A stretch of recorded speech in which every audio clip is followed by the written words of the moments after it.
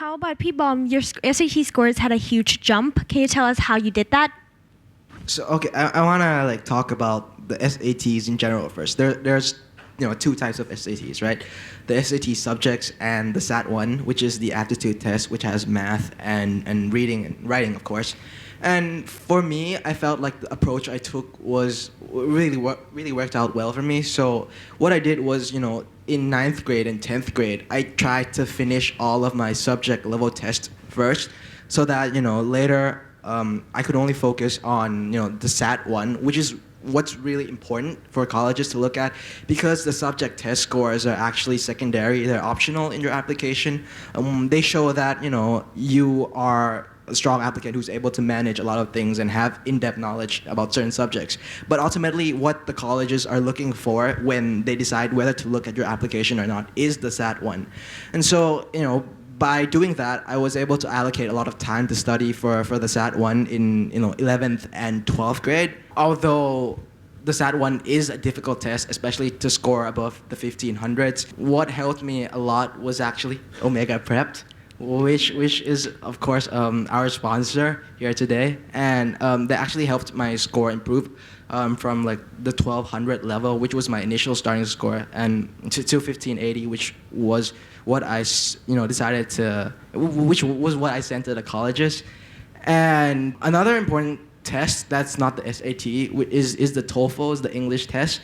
I kind of plateaued after like 2 or 3 times that I took the test, and usually people just take the TOEFL once and they're okay with their score. But like I had this plateau, I didn't know why, but so I just kept taking the test 2, 3 times. I just got like around 110, 111, 112.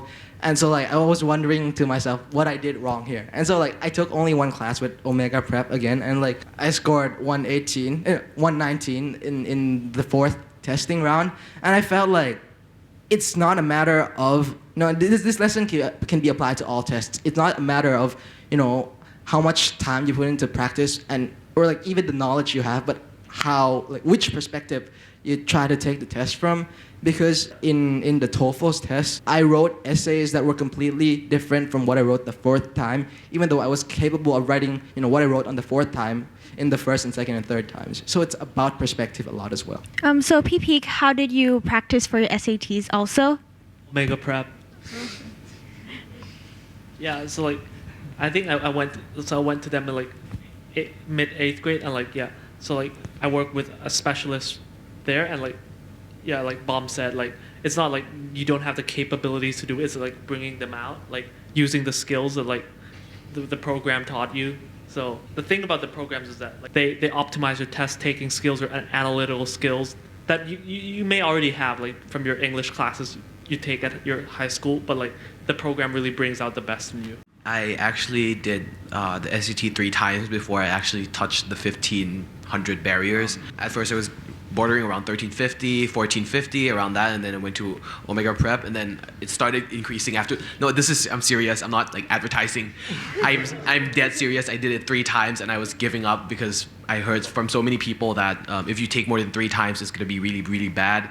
I went to OmegaPrep, and then they told me just take 1 more time, and then that increased my score to like 1530, and that helped a lot. Okay, so